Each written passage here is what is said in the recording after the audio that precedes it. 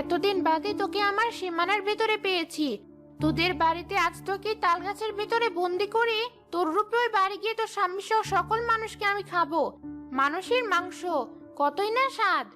না, তুমি এটা করতে পারো না। ছেড়ে দাও আমায়, ছাড়ো বলছি। পেতনিটি মেরিকে তাল গাছে বন্দি করে মেরির রূপ নিয়ে পাখিটিকে কাঁধে করে জমিদার বাড়িতে প্রবেশ করলো। শয়তান পেতনি, আমার বুবুকে ছেড়ে দে বলছি। বড্ড মুখের বুলি ফুটেছে তোর। দাঁড়া, তিরুকে বলে আজই তোকে আমি মেরে ফেলবো।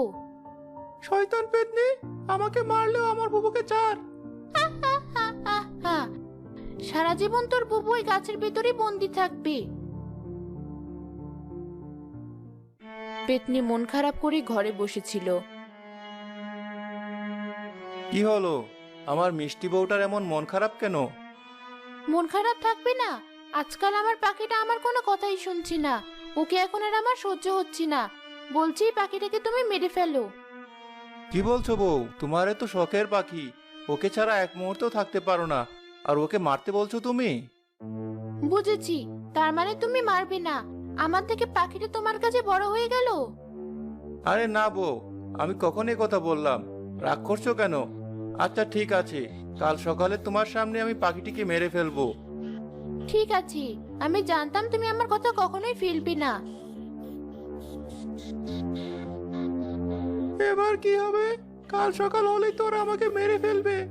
বুবু, তুমি কি আমাকে বাঁচাবে না? এসব কথা ভাবতে ভাবতে মুহিব উড়ে সেই তাল গাছের কাছে গেল।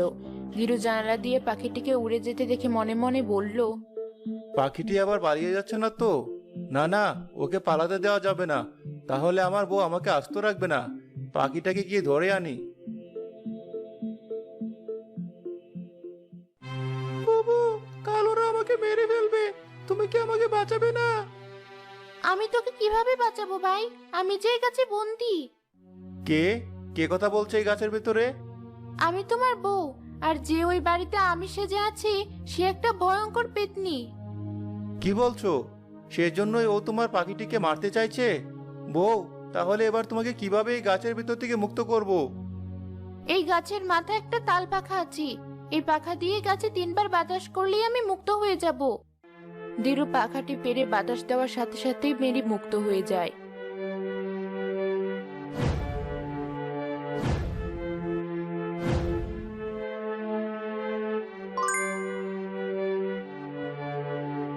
এই তাল পাখার জন্যই এত কিছু। দাঁড়াও, আগে আমার ভাইকে মুক্ত